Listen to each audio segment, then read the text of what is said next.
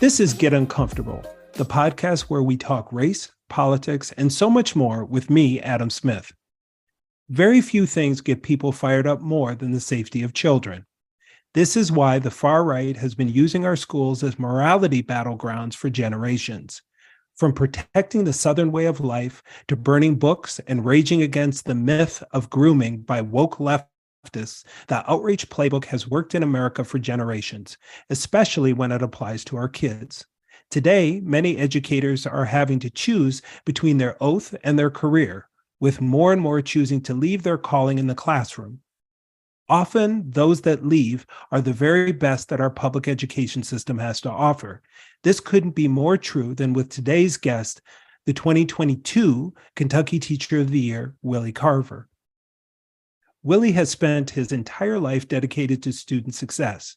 He gained a bachelor's in French and English at Morehead State University, where he focused his studies on advocacy for students, particularly First Gen, Appalachian, and minoritized. Most recently, he gained a double-endorsed MAT in French and English, dedicating over a decade to teaching in Kentucky high schools and universities, where he created LGBTQ inclusive spaces. In 2022, Willie was given the honor of being named the Kentucky Teacher of the Year and ambassador to the Kentucky Department of Education, where he created a platform of inclusion and advocacy for LGBTQ, BIPOC, and Appalachian students. He has been published in multiple magazines and newspapers and featured on a wide range of news outlets. Willie left the classroom in 2022 when, as an openly out teacher, he faced anti-gay pressure and is now a professional academic advisor at the University of Kentucky. Willie, I'm honored you chose to get uncomfortable with us. Welcome. You were talking about that it threatens people's children and people are protective of their children, but people don't understand. You know, I lived in the deep South, makes Kentucky look northern, right? Tuscaloosa, Alabama, and sat in churches, Black churches, where people talked about being gay and talked about being queer in a really, really homophobic, indictful way. And I remember saying to the pastor afterwards, as a guy who has a degree from a Lutheran university in theology, Pastor, none of that is in scripture. What are you doing? This is the kid's home. Do you know the suicide rate of Black queer, Black questioning, Black trans kids? He said, well, Brother Smith, I'm old school.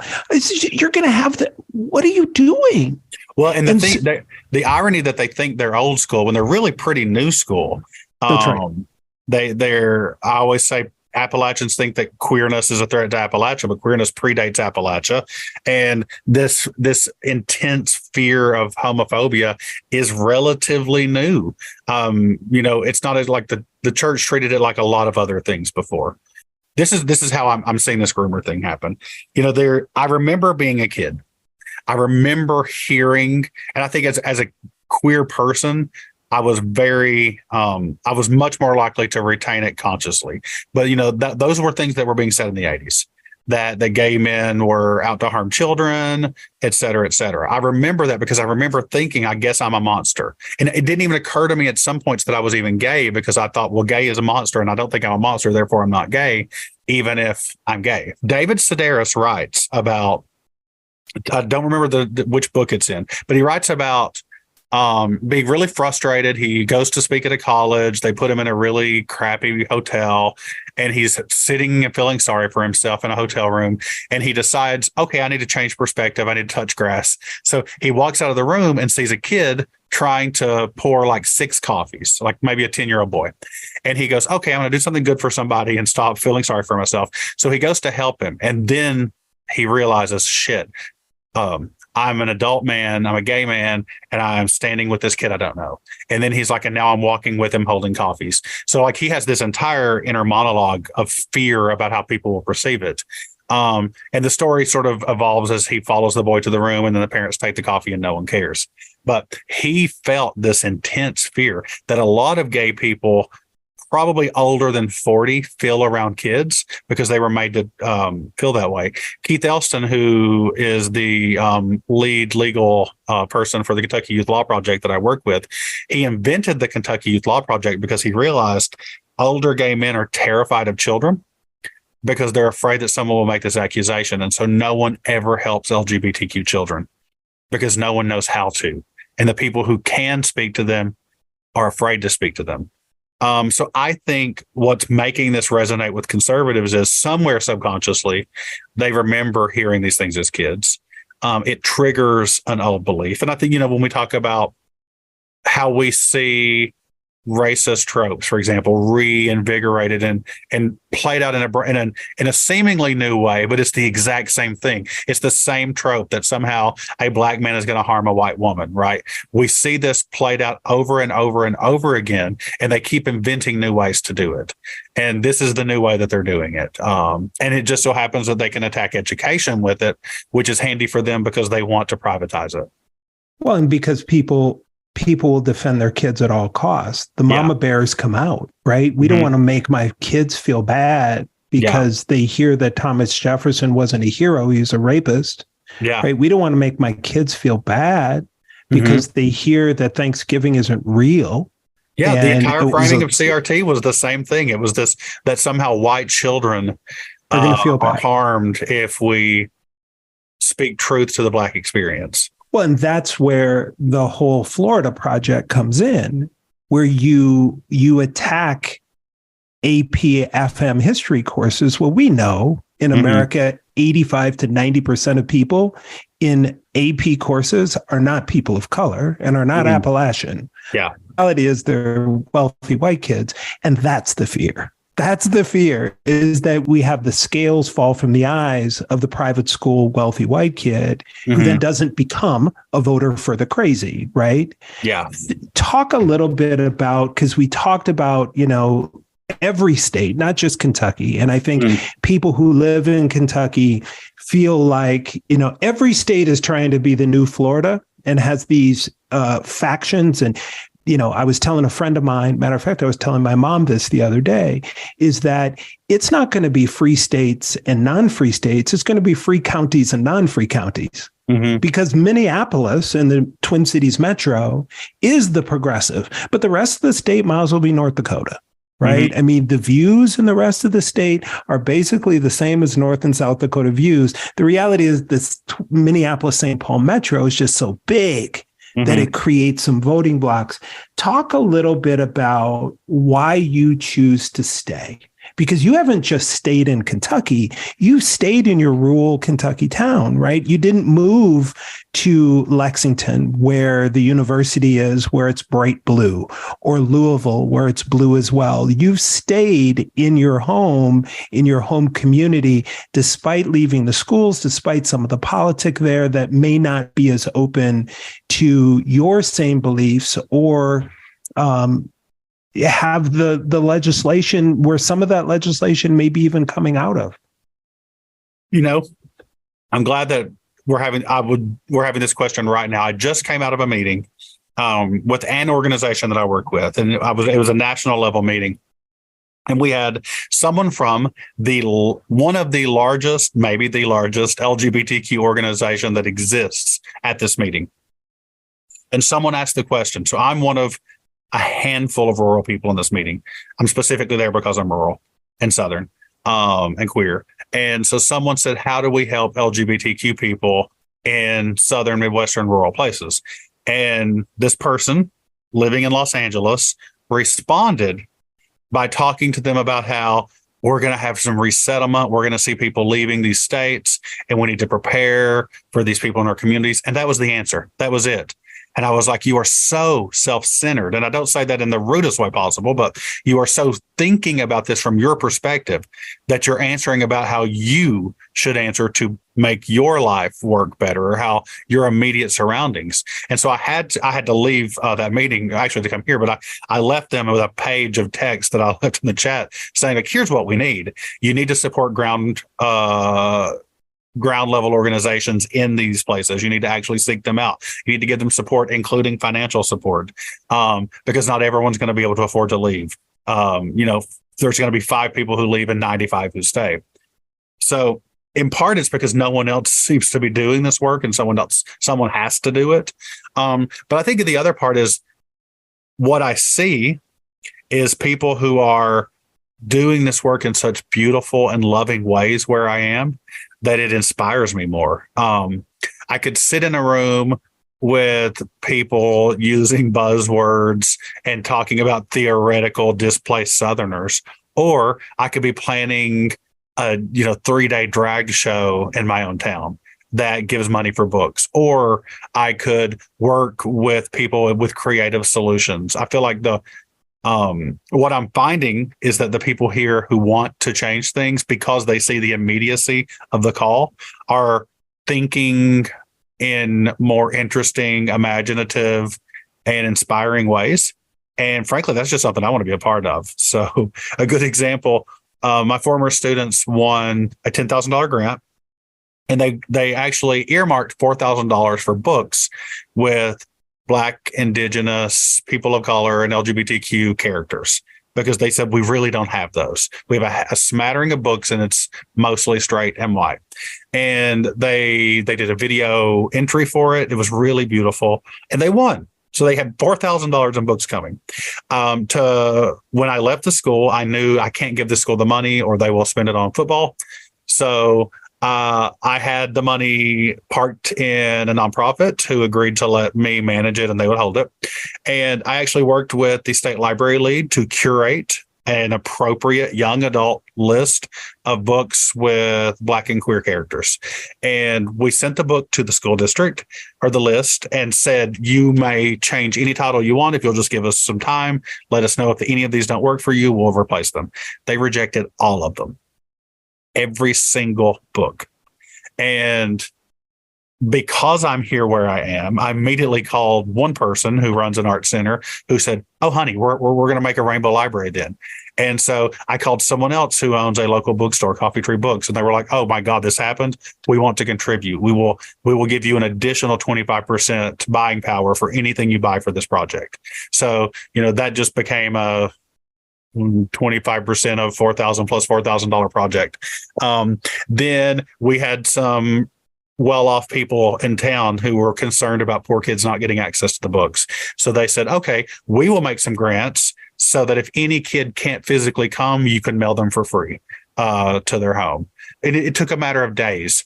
And then, of course, some local drag queens were like, let's put on a giant drag show and then buy more books. So, when we're thinking like this, when we're not just fighting, but being hopeful because we can't afford not to be hopeful, you generate the kind of energy that can just do tremendous and incredible things. And I would love to see what we're able to do here scaled to New York City, right? That tells me we're doing amazing work, and people, I think, overlook that. Well, I think it's, as you're talking about the work per capita. Yeah. Right. That work exists in the Bay Area. It exists in Chicago and New York. And it's almost like not there. Oftentimes in places like that, there's a little bit of laziness around, well, somebody else will do it. Yeah, it's pride. I mean, Minneapolis, where I am from, is one of the best prides on the planet. The whole dang city is rainbow. Mm-hmm. The difference is shining that rainbow light in a small rural town. Then all of a sudden other lights come on. Yeah. Because the part that's the most crazy that I find as a cisgendered straight, guy in my privilege is, as I was talking about the session we were doing in Pennsylvania, we never talked about who people loved. We talked about sex and gender. That's it, because we were trying to explain this to people and train on those pieces, because none of us know what people do with their own lives. Mm-hmm. Like, I don't know who you love. That's your business. That's who God made you to love, who you love. Mm-hmm. So this idea that it's grooming isn't even plausible, because we only know the people who are openly queer. We don't know the closeted queer folks, right? So even if that was a thing, which it's not, that doesn't even compute in my mind. Like, the question I wanted to ask about staying rural, and we just talked about it, is important. But the reality is there's a bunch of queer people in a rural town. So having Willie Carver there doing his work and shining that light in that community and making space and being willing to be, like Thurgood Marshall said, you see a good fight, you get in it. That's who you're made to be, right? Mm-hmm. And so that allows other people to be their true selves, right? Mm-hmm. Because you're willing to go first, and nothing's going to be like that classroom in the bad way. And so having the whole community and the whole nation as your classroom is important. One of the things that I want to make sure we talk about is your book, Gay Poems for Red States. Love it. Recently released. I got a bunch of copies. You got to sign for me.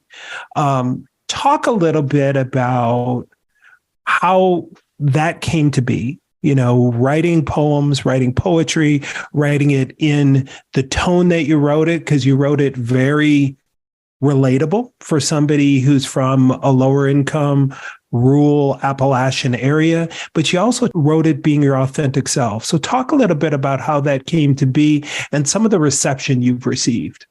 One, thank you for reading it. And it's, when I became Teacher of the Year and they told me I had to have a platform, it immediately occurred to me, like, there was not even a question. I was student voice. These students never get to express themselves, and what they experience is not articulated at all. So that I did as much work as I possibly could in the year that I had to really elevate the importance of student voice and to celebrate when I saw it happening. The funny thing about this collection is I sat down to write an angry letter to my superintendent. I'd written many before, but this was going to be the angriest. And instead, I wrote that first poem. Was not anticipating it, didn't know it was going to happen. And it sort of took my breath away at first, because I was like, what is happening? And many, many poems happened. And I think what I later learned is there was a kid in me who held his voice in so that I could survive. He did what he had to do to get me here. And now I'm here. And I think school was always this really safe and beautiful place for him. And he was watching that be ruined. He was watching a school choose to put its own students in danger for the sake of politics. He was watching a life that I had built crumble, and watching school now become a very unsafe place for me. And I think he was angry, and I think he was hurt. And I think he wanted to remind me what school had been, lest I lose it. So he spoke. And there were early moments when I was writing, and I would look at a line and think, well, I'm looking at it from some critical, educated eye and say, well, that's a very, educated is not even the right word, from some eye that has gone through systems that tell it how to see. And it would look at a line and go, well, that's a very emotional line. That's a bit much. Let's erase it. And I specifically have this memory of hovering above the backspace button and having this kid say, don't you dare erase me. Everyone erased me. Don't. And I said, okay, whatever this is, it's going to be. I will not erase you, kid. And so I sat with him every day, and I let him speak. And he remembered everything. He remembered every smell, every sight, every feeling. And he was able to give those to me again. And I was able to process them as an adult in ways that I had not even attempted to process them. And I realized how smart he was. I mean, that the boys, girls toy dilemma, I mean, that was probably the first moment when I realized that who I was would cause other people to respond negatively, and that would cause me pain. And I think he was telling me, this was the story all along. This is what's happening to you right now. Someone is looking at you and they're offended at the toy you're playing with. This has nothing to do with you. So I wrote it, and I think as I got older and cared and was thinking more about myself as an Appalachian, because those aren't terms you think about when you're a kid, you just sort of are. I thought a lot about what it would look like if my mama wrote poetry. What would it look like if my papa? How can I celebrate the way that they construct sentences? How can I celebrate the way sounds work for them? And what's beautiful is that one of the ways that people have received it, and people have been wonderfully kind. People, so many gay men in pain have written me. And it is an honor to share that pain with them, because it means that they've processed it out, that they can talk about it. It's been such good reception. But one of the things that people say is I keep having to slow myself down because I'm reading so fast, and I'm thinking you're reading in an Appalachian like I'm breaking these sentences out in such a way to make it be read fast. A good Appalachian storyteller is going to throw so much at you that you can't really hold on to it all, and it gives you a sense of wanting. Like, I wish I could hold on to what's happening, but it's just flying past me. And I don't think that they're recognizing that. Some of my classmates early on, not even this poetry, but some of my poetry, have said, "Can you pare it down? I feel like things are flying past me." And I'm like, no, that's the goal. You need to acclimate to this art. That's the problem. I hope I answered your question. I don't No, remember what it was. you did. It is the book, I think, for me, is really therapeutic, is maybe the best words. There's empathy that I can have, but also as a survival of childhood abuse and addiction and all of these pieces, all this stuff, I can feel it in it. And so feeling that kinship with that little boy, because I think about the little boy who was abused all the time, and giving him voice and giving him space. And sometimes I look at myself in the funhouse mirror and I still see him, right? Yeah. And so I really appreciate you being brave enough not to share that story, his story, with others, but to surface that story for yourself. Because that takes the courage, right? To walk through all of those things and to be in a place where you can sit with it and see it, and then use that tool once you've sat with it to impact other people. What do you think has been the most surprising thing related to the book that other people have said to you? The reception, I know it's done a great job on Amazon. Talk a little bit about that.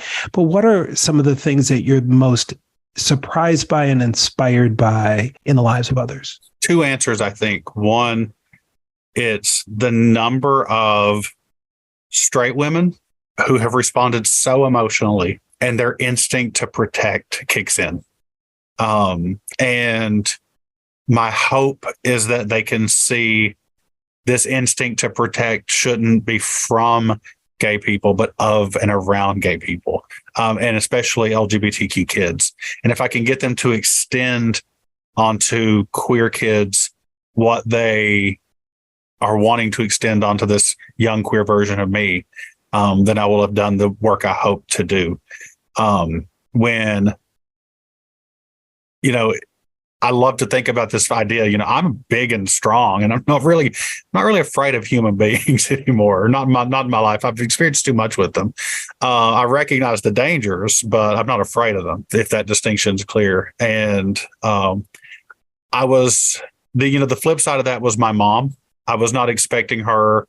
I guess I thought when you're a kid, and one of the things that I did a lot was I literally let this kid speak. I had another poet say, "Or were you intentionally so optimistic at times? He said, they feel authentic, but so sweet, it's painful for me." And he wasn't saying this in a rude way. He was just saying, like, it is painful for me to experience something so sweet because it seems against what my experience as a human is.